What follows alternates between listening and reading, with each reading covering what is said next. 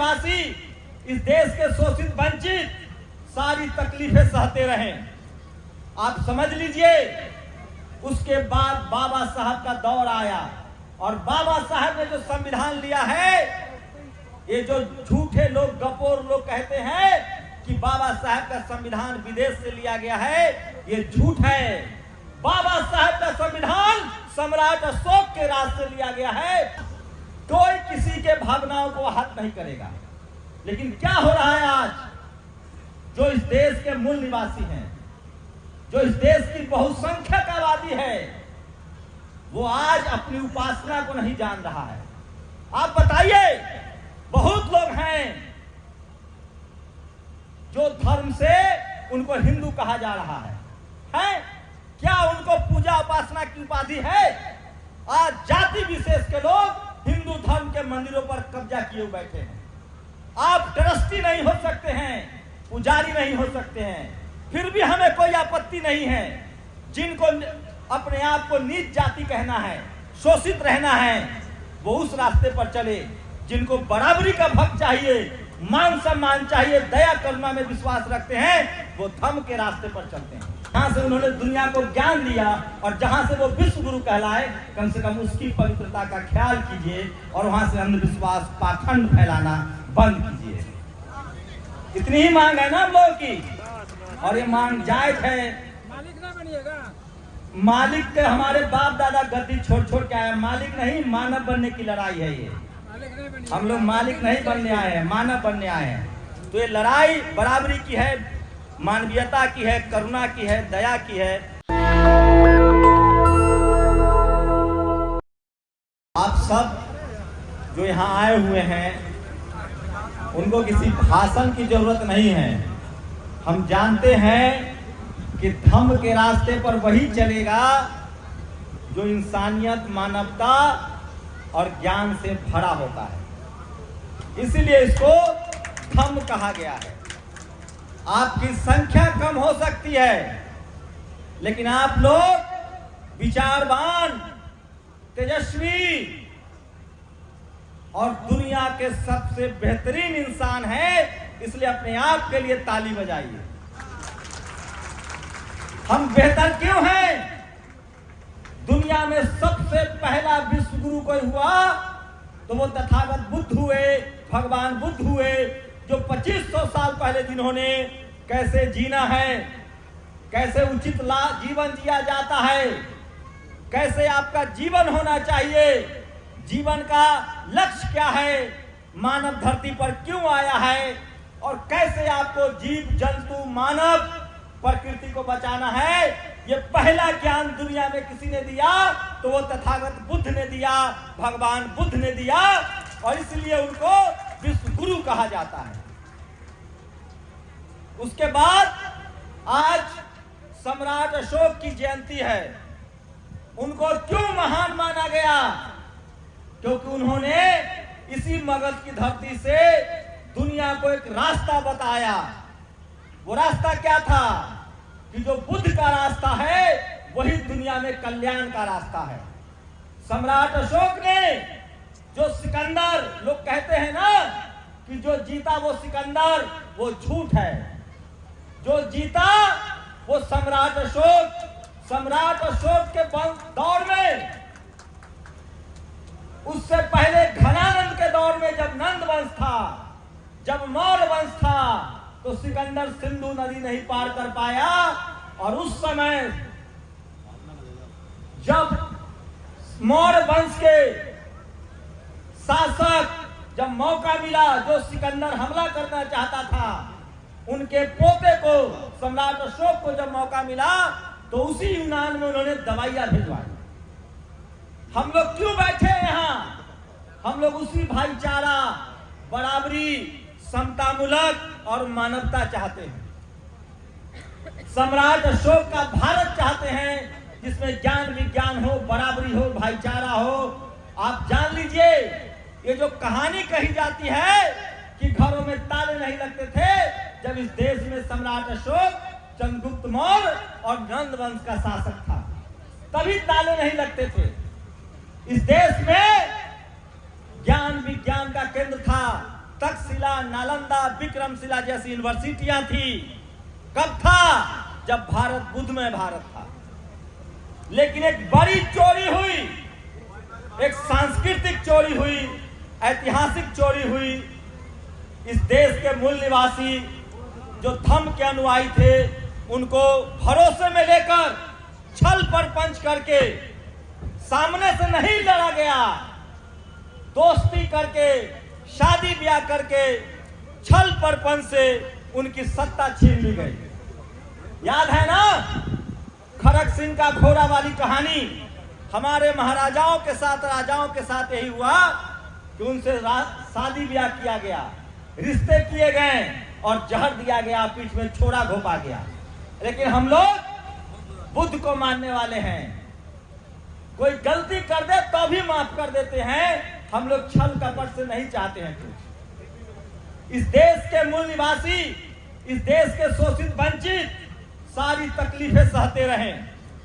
आप समझ लीजिए, उसके बाद बाबा साहब का दौर आया और बाबा साहब ने जो संविधान लिया है, ये जो झूठे लोग, गपोर लोग कहते हैं कि बाबा साहब का संविधान विदेश से लिया गया है, ये झूठ है। बाबा साहब का संविधान सम्राट अशोक के राज से लिया गया है, इसलिए उसमें अशोक स्तंभ भी है और धम्म चक्र भी है। तो भारत का संविधान जो है, जो समतामूलक संविधान है, जो इक्वालिटी, फ्रेटर्निटी, समानता की बात करता है, वो सम्राट अशोक के राज्य से प्रेरित किया गया है।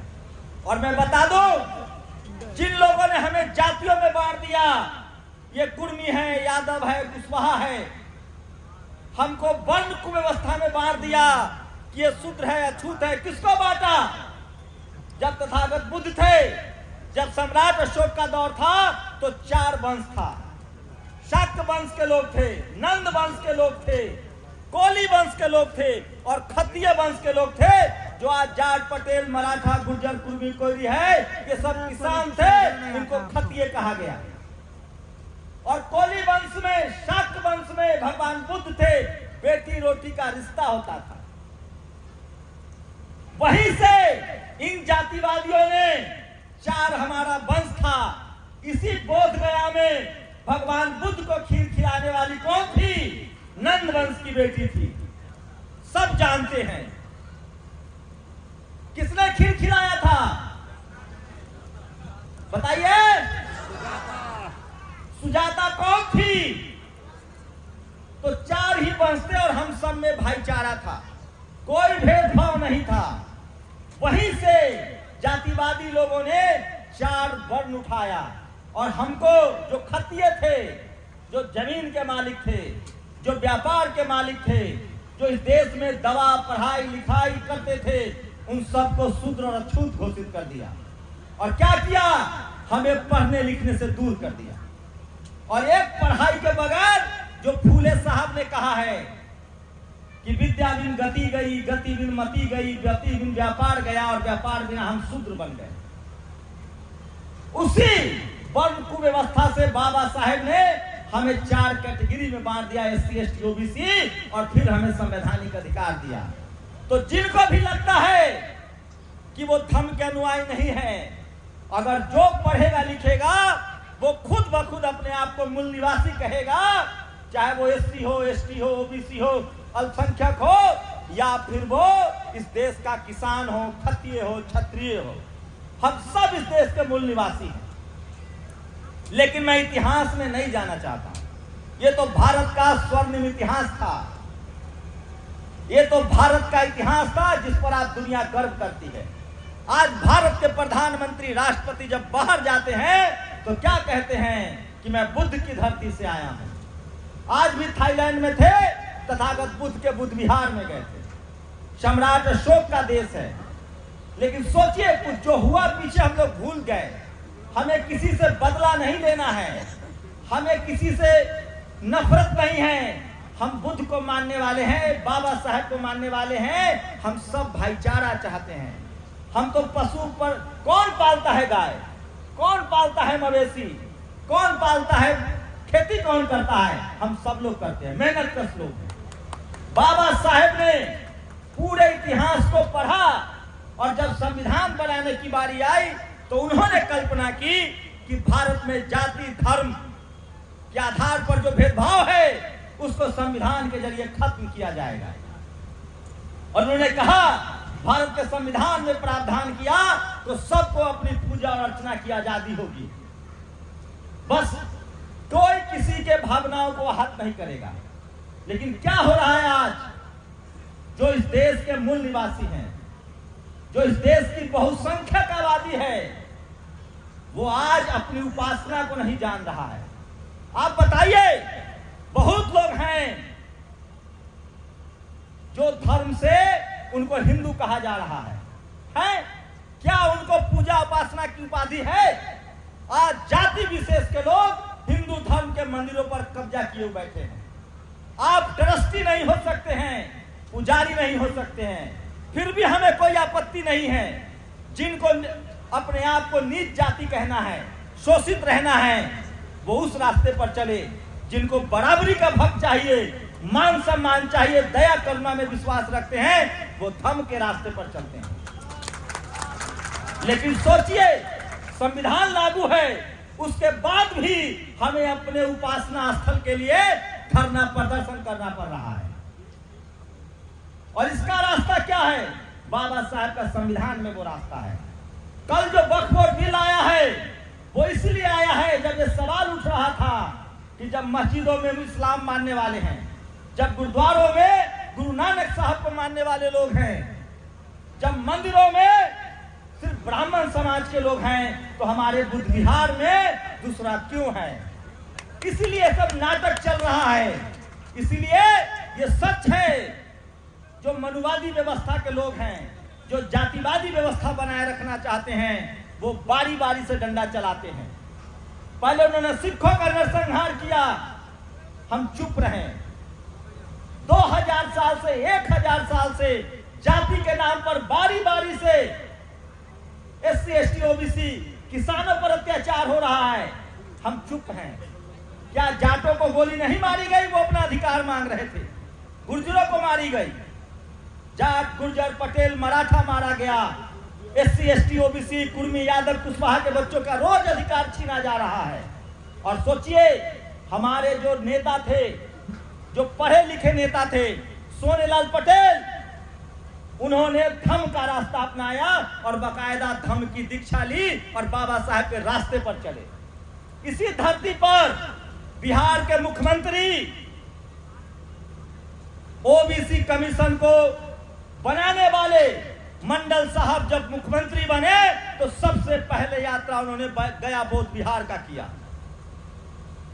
तो मैं कह रहा हूं, आज जो हमारे कुछ नेता हैं, उनको अपना इतिहास भूगोल नहीं पता है, क्योंकि वो अपने विरासत के दम पर संसद में आए हैं।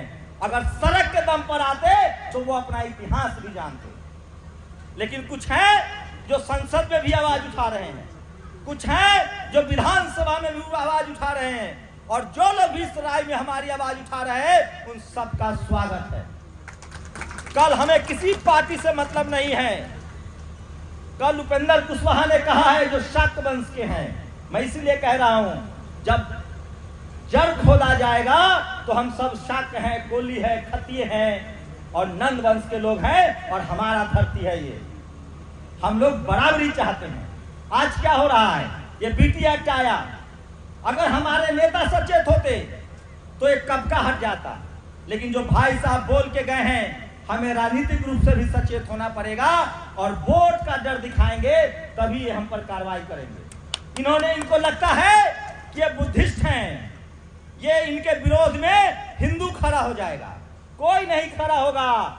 90% हिंदू जो है वो धम्म का अनुयायी है, वो बुद्ध को मानता है, फूले पेरियार अम्बेडकर को मानता है, वो कोई हमारे खिलाफ नहीं आएगा। चंद मुट्ठी भर लोग हैं जो जातिवाद और मनुवाद करते हैं। और जान लीजिए, सिर्फ ये हमारे बुद्ध विहार का मामला नहीं है। हमारे बच्चों के साथ ऐसे ही सोच के लोग स्कूल कॉलेज में भी भेदभाव करते हैं, नौकरियों में भेदभाव करते हैं, जाति के नाम पर गांव ग्राम में भेदभाव करते हैं, ये मुट्ठी भर मनुवादी हैं। और इनसे लड़ने का एक ही रास्ता है कि हम सब लोग संवैधानिक तरीके से अपनी बात को जब कहेंगे, बोलेंगे, लिखेंगे तो हमें हमारा अधिकार भी मिलेगा और बुद्ध विहार भी बनेगा। हम लोग क्या चाहते हैं? जो भारत की पहचान है, बोध गया क्या है? भारत की पहचान है, दुनिया में पहचाना जाता है, उसकी पवित्रता का सवाल है, उसके सम्मान का सवाल है। बस इतनी सी बात है। हजारों मंदिर बन रहे हैं, हम कहां कह रहे हैं? आप बनाइए, लाखों बनाइए। जो हमारी विरासत है, जो हेरिटेज है, उसकी सुरक्षा की जिम्मेदारी करना इस देश का हर नागरिक का काम है। तो आप लोग जो कर रहे हैं वो किसी धर्म के लिए सिर्फ नहीं लड़ रहे हैं, किसी विचार के लिए नहीं लड़ रहे हैं। आप भारत की पवित्रता, भारत की पहचान को फिर से स्थापित करने के लिए बैठे हुए हैं। ये काम बहुत ऐतिहासिक है। ये काम कायदे से इस देश के तमाम उन लोगों को करना चाहिए था जो भारत के संविधान में भरोसा करते हैं। ये काम संसद को करना चाहिए था, विधानसभा को करना चाहिए था। लेकिन मुझे लगता है कि वो लोग रास्ते से भटक गए। आप सोचिए, ये काम क्यों जरूरी है? हमें हमारी आस्था का, उपासना का अधिकार संविधान देता है। और हमारा उपासना स्थल है, जिनका भी है, 5 करोड़ हो, चाहे 5 लाख हो, चाहे 5 हो, चाहे 500 करोड़ हो, भारत का संविधान कहता है कि सबका अधिकार बराबर है, सबको बराबर का आस्था का अधिकार है। किसी के आस्था के साथ आप भेदभाव नहीं कर सकते हैं। तो हमारे विधि विहार में दूसरा क्यों है? ये बड़ा सवाल है। आप आइए, जाइए, आप मानिए नहीं मानिए, लेकिन आप हमारी पवित्रता को, हमारी विद्धता को, हम लोग क्या लड़ रहे हैं? बुद्धिज्म क्या है? बुद्ध क्या थे? अंधविश्वास के खिलाफ थे, पाखंड के खिलाफ थे, गैर बराबरी के खिलाफ थे। और हमारे बुद्ध विहार में बैठ के आप पाखंड फैलाएंगे, आप जातिवाद फैलाएंगे, आप लोगों को गुमराह करेंगे, तो हमें उसका विरोध करना चाहिए। और सोचिए, 3 महीने से आंदोलन चल रहा है। इस देश का 90% आबादी आपके आंदोलन से सहमत है, चाहे वो शाक्त कुशवाहा हो, चाहे वो एससी समाज के लोग हो, एसटी हो, ओबीसी हो। लेकिन इस देश का मनुवादी मीडिया सोया हुआ है। क्यों? उसे लगता है कि हम नहीं बताएंगे तो देश नहीं जानेगा।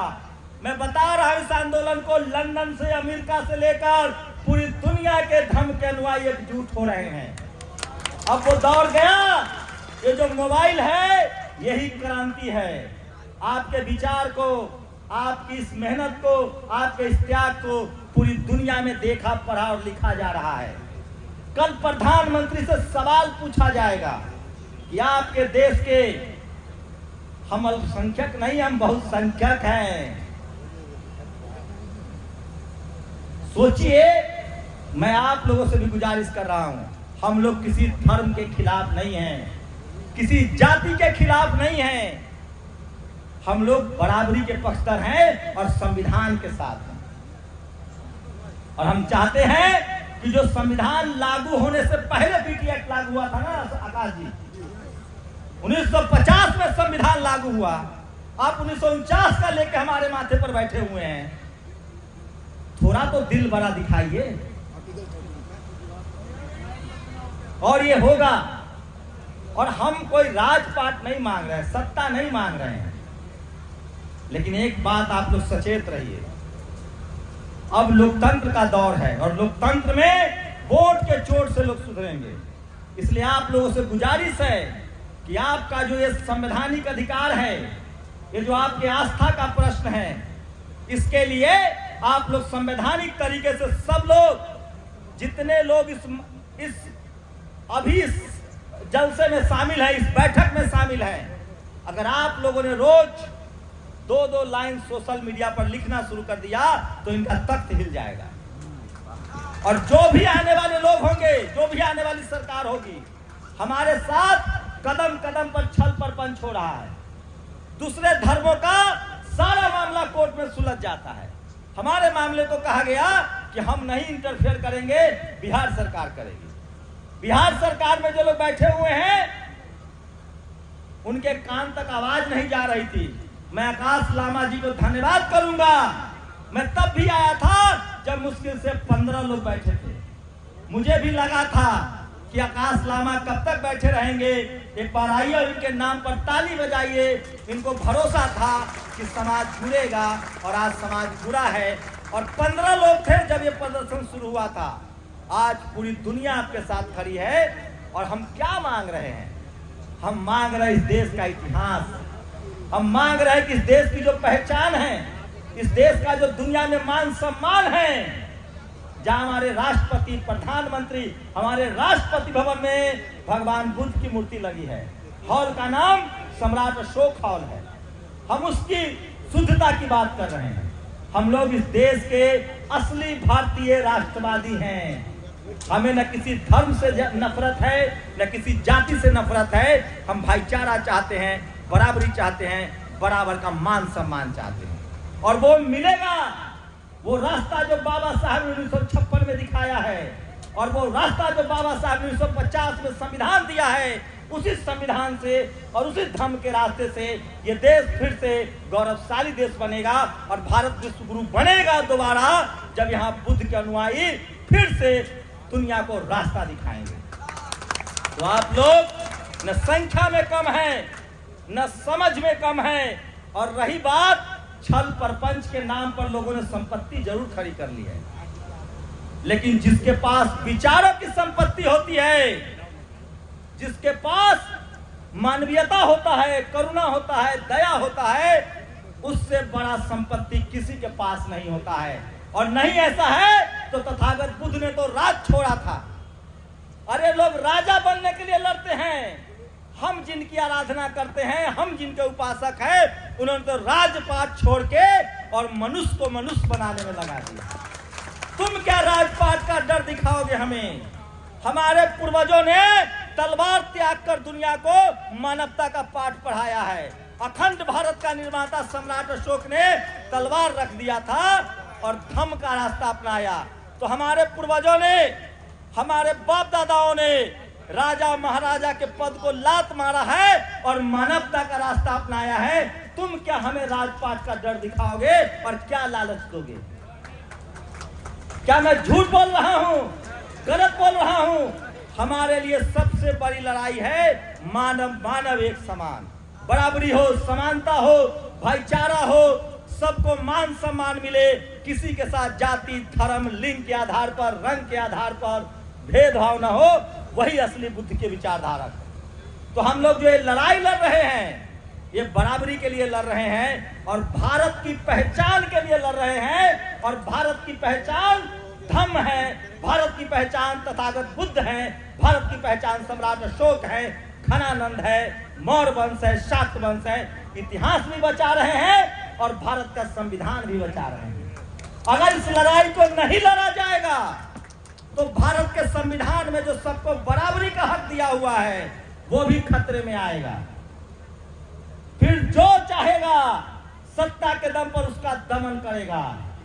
इसलिए हम लोग के पास एक बड़ा इतिहास है, हमें गर्व करने लायक इतिहास है, अनुसरण करने वाला इतिहास है। आज सम्राट अशोक की जयंती भी है। उन्होंने हमें बताया है कैसे दुनिया में राजा अपने बेटा को राजा बनाता है। सम्राट अशोक ने क्या किया? उन्होंने अपने बेटा महेंद्र और बेटी संघमित्रा को राजा नहीं बनाया। दुनिया में कहीं इतिहास है ऐसा? उन्होंने अपने बेटा और बेटी को धर्म की विचारधारा के लिए, मानवता के लिए राजपाट त्याग दिया। इसलिए हम लोग नैतिक रूप से, मानवीय रूप से सही आदमी हैं। इसलिए ना हमें किसी से डरना है, न किसी से लड़ना है।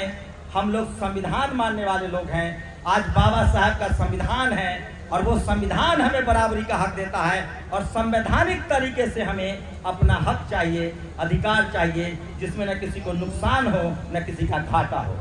इसलिए आपको पूरा देश मुबारक। कम से कम तथागत बुद्ध की जो विरासत है, जहां उनको ज्ञान मिला, जहां से उन्होंने दुनिया को ज्ञान दिया और जहां से वो विश्व गुरु कहलाए, कम से कम उसकी पवित्रता का ख्याल कीजिए और वहां से अंधविश्वास पाखंड फैलाना बंद कीजिए।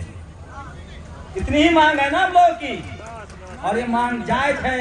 मालिक ना बनिएगा, मालिक के हमारे बाप दादा गद्दी छोड़ छोड़ के आए, मालिक नहीं मानव बनने की लड़ाई है ये। मालिक नहीं बनिएगा। हम लोग मालिक नहीं बनने आए हैं, मानव बनने आए हैं। तो ये लड़ाई बराबरी की है, मानवीयता की है, करुणा की है, दया की है। हम लोग बुद्ध के अनुयायी हैं। राजपाट जो व्यवस्था राजपाट में भी था, जब राजपाट भी चलता था, राजाओं का भी दौर था, तो हमारे राजा मानवीय हुए। और जब लोकतंत्र का भी दौर आया तो हमारे पुरखों ने स्कूल खोले, अस्पताल बनवाए, कॉलेज यूनिवर्सिटी बनवाई, बाबा साहब ने ज्ञान विज्ञान का रास्ता दिया। तो जय संविधान, जय भारत, जय संविधान, जय भारत। भगवान बुद्ध की करुणा हो, भगवान बुद्ध की करुणा हो। शुक्रिया। नेशनल दस्तक की आपसे गुजारिश है कि अगर इसको बचाना चाहते हैं तो नेशनल दस्तक को सब्सक्राइब करने के लिए रेड कलर के सब्सक्राइब बटन को दबाएं, फिर बेल आइकन की घंटी दबाएं। नेशनल दस्तक को बचाने के लिए बहुत जरूरी है कि हर खबर को शेयर करें, लाइक करें, कमेंट जरूर करें।